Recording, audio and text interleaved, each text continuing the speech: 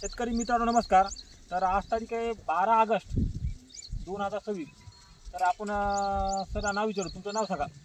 माझं नाव उमेश दत्तरामजी बाराटे, राहणार. पांगरी, तालुका अर्धापूर, जिल्हा नांदेड.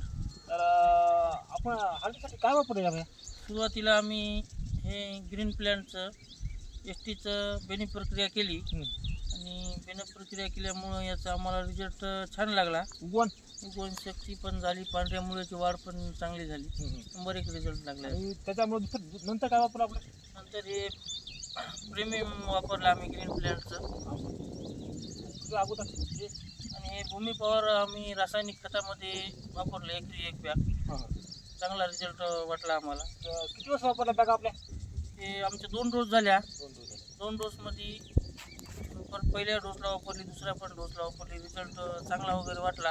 ही हळदीची साईज वगैरे, हे पानाची साईज पण अशी छान, सगळं एकदम ओके वाटलं आम्हाला. रिझल्ट चांगला वाटला.